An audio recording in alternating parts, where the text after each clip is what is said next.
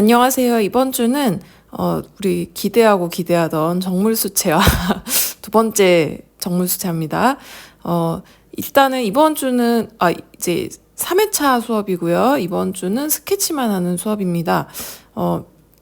일단은 선생님이 난이도를 굉장히 고민하다가 조금 어렵게 정했습니다. 원래도 어려운데 조금 더 수준 있는 수채화, 우리 진짜 집에 걸어놓으면 작품이 될 만한 수채화로 그 스케치를 준비해 봤고요. 일단은 이 해바라기 꽃 알죠? 해바라기 꽃인데 두 송이 있고요. 하나는 정면, 하나는 옆을 보고 있는데, 자, 저렇게 옆을 보고 있는 꽃은요, 꽃 머리에 저렇게 수직으로 그 꽃대가 이렇게 꽂혀야 됩니다. 무슨 말인지 알려나? 꽃이 이렇게 있으면, 옆으로 있으면 꽃대가, 꽃 줄기가 수직으로 이제 꽂힌 느낌, 그렇게 딱 돼야 되고요. 지금 정면을 보고 있는 해바라기가 하나 있거든요. 그래서 저렇게 크게 지금 햇님처럼 지금 저렇게 그려놨죠. 네, 저렇게 돼 있고, 천을 표현할 거예요. 천을 굉장히 도톰한 천을 표현할 건데, 도톰한 천 표현할 거고, 저기 서양배를 그릴 거예요. 과일은 딱 한 개. 자, 좀 구도나 이런 게 쉽지 않고, 지금 시점은 대신 굉장히 낮은 시점, 눈높이 시점이에요. 그러니까 이제 타원, 이게 저 병이나 이런 것들이 윗면이 거의 안 보이는 시점이라고 보면 됩니다.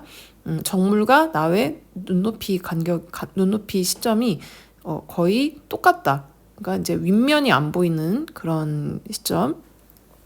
자, 그리고 이번 주에 특이한 점은 단을 그릴 건데요. 단이라는 게 뭐냐면, 요새는 뭐 단이라고 하는지 모르겠는데, 선생님 어릴 때는 이거를 단이라 그랬어요. 그러니까 정물 다이, 그 단을 그리는데 테이블을 그린다는 뜻이에요. 테이블을 그리는데 테이블 표현을 지금 선생님이 지금 사실 저 촬영하면서 약간 그림이 삐뚤어져가지고 수평이 굉장히 내려가 보이는데 사실 맞게 했거든요.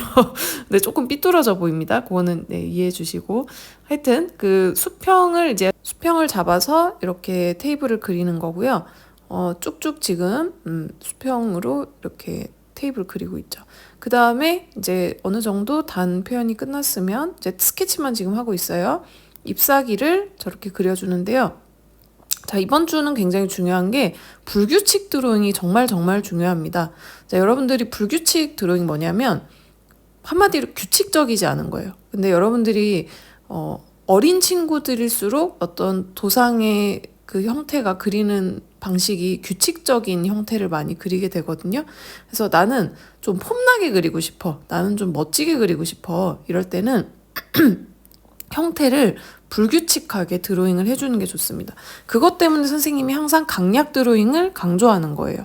여러분들이 그림을 잘 그리고 싶잖아요. 한마디로 우리 뭐 쉽게 말해서 뭐 그냥 잘 그리고 싶다 이렇게 말할 때 잘 그리는 사람과 나의 차이점 뭘까?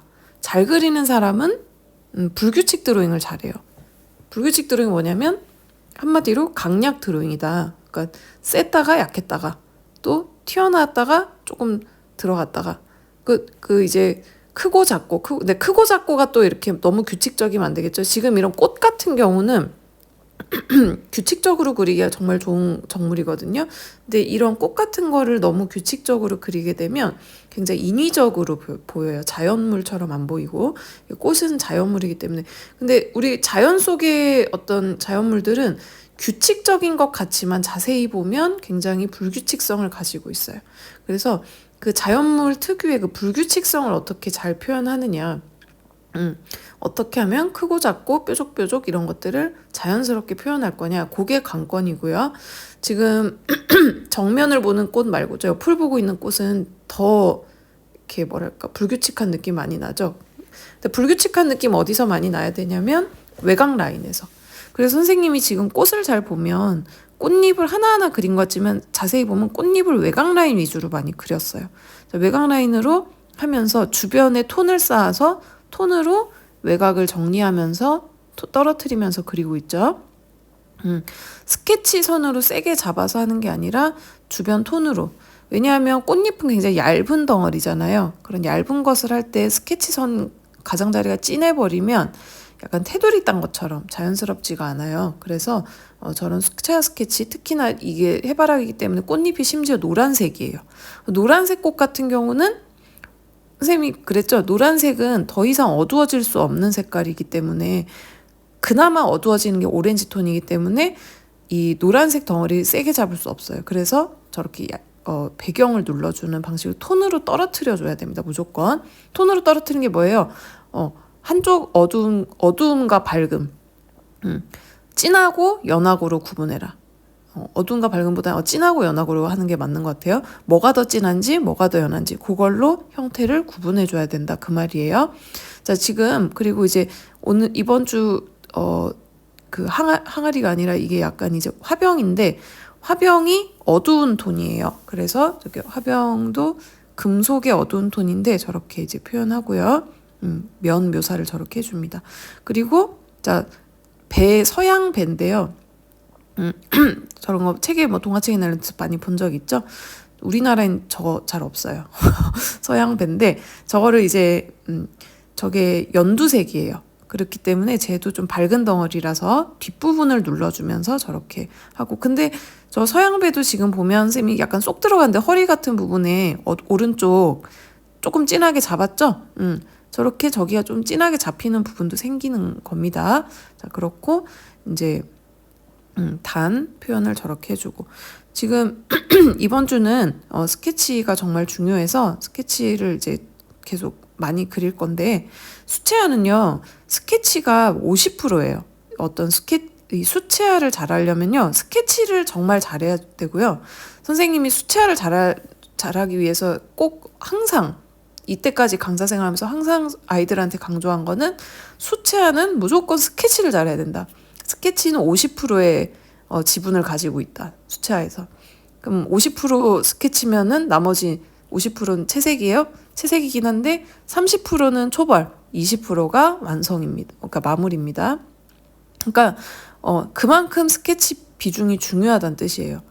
그리고 이제 수채화 스케치 같은 경우는 얇고 촘촘한 선으로 붓이 올라갈 자리를 만들어 주셔야 돼요. 이렇게 붓이 올라갈 자리가 소묘톤으로 쫙 깔려 있어야 채색이 잘 올라가요. 그렇기 때문에 저렇게 한 번씩 화면을 다, 지금 오른쪽 배경 다 깐 거거든요. 지금 얇은 선으로, 수직선으로 다 깔은 거예요.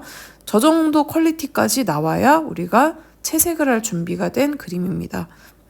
그래서 저 정도까지 수채화 스케치를 저 정도까지 마무리를 해줘야 됩니다. 자, 여러분들이 좀 어렵겠지만 쌤 도와줄 거고, 이번에 한번 작품을 제대로 만들어 보려고 하고 있어요. 자, 잘 보고 모르겠으면 좀 여러 번 보고 오세요. 굉장히 중요한 단계입니다. 스케치가 제일 중요해요. 저렇게 단 표현까지 저렇게 해주고, 어디가 어둡고 어디가 밝은지 이런 거 다 구분해줘야 나중에 우리 수채화 올릴 때, 저기 무슨 선생님 촘촘하게 올리고 있죠? 저렇게까지 해줘야 우리가 진짜 그림을 그릴 수 있습니다. 이번 주는 이렇게 해볼게요.